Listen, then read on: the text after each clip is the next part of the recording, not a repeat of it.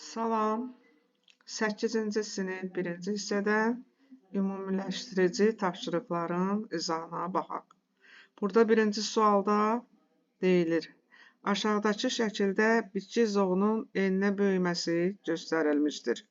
Bax, bu gövdənin müəyyən mikroskopik hissəsinin təsviridir. Bildiyiniz kimi, mərkəzdə özək yerləşir, sonra oduncaq yerləşir, oduncaqda ksilen borları var, yaxud ksilen mövcuddur. Sonra isə qabıqla oduncaq arasında yerləşən bu ensiz qat kambi qatıdır, yəni yan meristemə daxildir. Sonra isə floema hüceyrələri və yaxud da ki, floem borları yerləşmiş olur qabığa tərəf. Belə nəticəyə gəlirik ki, əvvəlki dərslərimizdə də dediyimiz kimi, kambi hüceyrələri yan meristem olaraq qabığa tərəf floem, mərkəzə, oduncağa tərəf isə ksilen əmələ gətirir. Bax, bu hüceyrələr törədici toxumaya aid olduğuna görə tez-tez bölünürlər.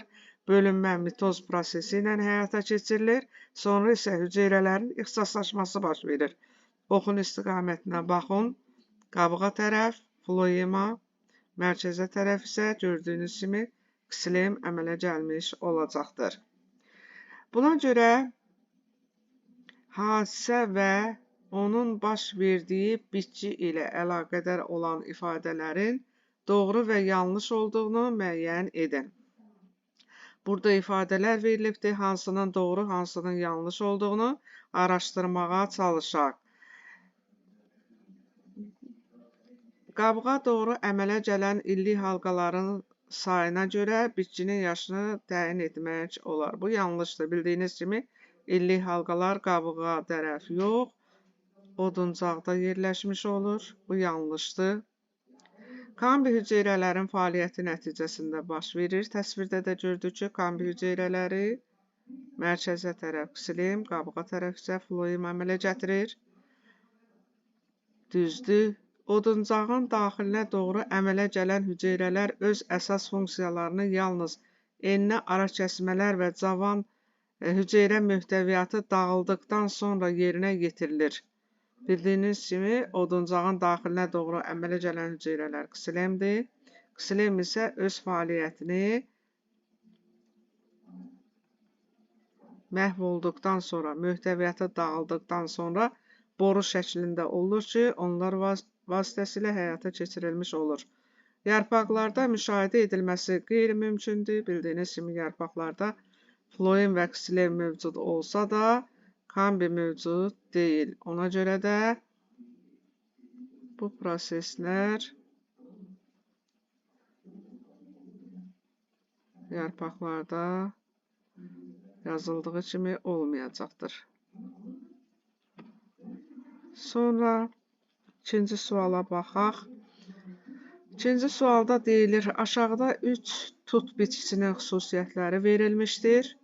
Bitki verilibdir X, Y, Z, yarpaqlardakı ağıcıq sayı verilibdir, yarpaq sahəsi verilib və yarpaqların sayı verilib. Bildiyiniz kimi, burada deyir ki, digər şərtlər sabit olduğu şəraitdə bu 3 tut bitkisində fotosintez sahəsinin yüksəkdən aşağıya doğru ardıcıllığını müəyyən edin.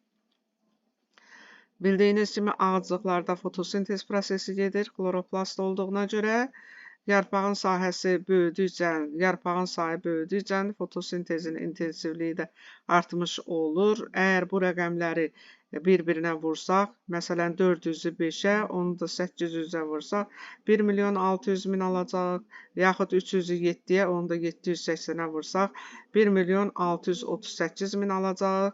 Aşağıdakı 350-ni 6-ya, onu da 810-a vursaq, 1.701.000 almış olacaq. Odur ki, ən çox burada fotosintez intensivliyi olacaqdır. Ən böyük burada olacaqdır Z. Z böyükdür Y-dən, Y də böyükdür X-dan. Yəni, burada ən az fotosintez sahəsi X-a aid olacaqdır. Bizə də çoxdan az deyilir deyimlə. Bax, belə bir ifadə ilə ifadə eləmiş oluruq. X-i düzəldim, yaxşı alınmadı.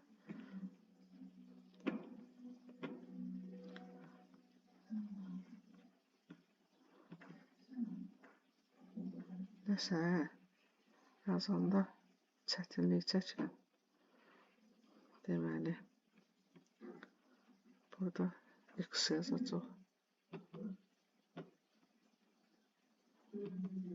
Deməli, baxsaq görərik ki, Z-in fotosintez intensivliyi Y-dən böyükdür, o da X-dən böyükdür. Deməli, çoxdan aza deyildiyinə görə əvvəl Z-i, sonra Y-i, sonra isə ən az sahəyə malik olan fotosintez məhsuldarlığına, yəni sürətinə malik olan ən az X olacaqdır.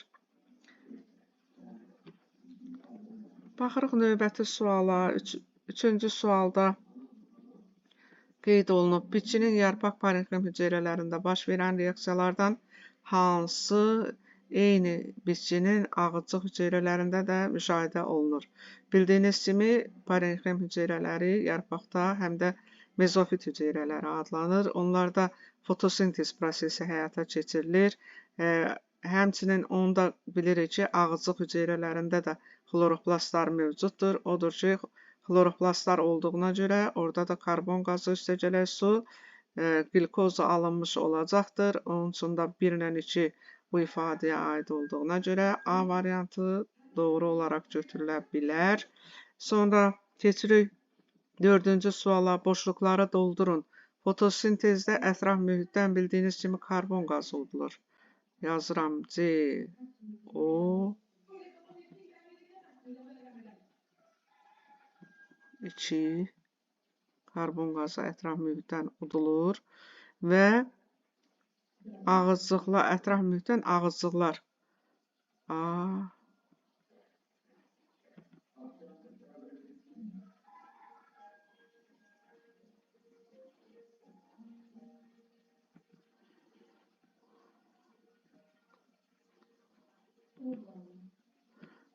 ağızcıqlar vasitəsilə ötürülür.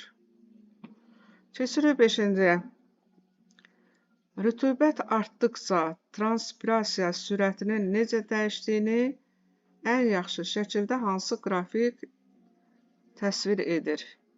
Bildiyiniz kimi, ətraf mühitdə rütubət artdıqca transpirasiyanın sürəti aşağı düşəcəkdir. Ona görə də bu qrafik ifadələrin içərisində ən doğru cavab bax bu variant olacaqdır. Deməli, doğru cavab olaraq götürülə bilər. Qalanları sabitlik, artım, artış, sabit qalmaq bunlara aid deyil. 5-ci üçün bax bu ikinci təsvirdə olan qrafik ən doğru variant hesab oluna bilər. 6-cıya baxırıq. Böyümə zamanı kartof bitkiləri çiçəklər və gövdə yumruları əmələ gətirir. Bu müddət ərzində bitkilərin hansı hissələri üzüm maddələrin daşınması üçün mənbə və hovuz rolunu oynayır? Artıq bilirik ki, mənbə üzüm maddələrinin sintez olunduğu yerdir. Baxırıq yarpağa, bildiyiniz kimi, əsasən yarpaqda üzüm maddələr sintez olunur bitkilərdə. Odur ki, bitkilərdə olan yarpaqlar mənbə rolunu oynayacaq. Baxırıq, mənbə 2 yerdədir.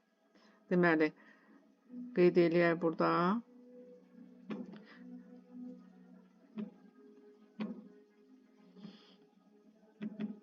Mənbə 2 yerdə verilibdir. Bir dəqiqə. B variantına baxaq. Çiçək hovuz rolunu oynaya bilər. Kartof yumruları da hovuz rolunu oynaya bilər. Yəni, yarpaqda əmələ gəlmiş üzüm maddələr həm kartof yumrularından daşınır, orada ehtiyat halında toplanır, kartof yumrularının böyüməsini təmin eləyir. Yəni, həm də hovuz rolunu çiçəklər də oynaya bilər ki, çünki orada üzüm maddələr lazımdır ki, orada mayalanma prosesləri həyata keçirilə bilsin. Odur ki, bizim variantımız B variantı olacaqdır. Sağ olun, bu qədər.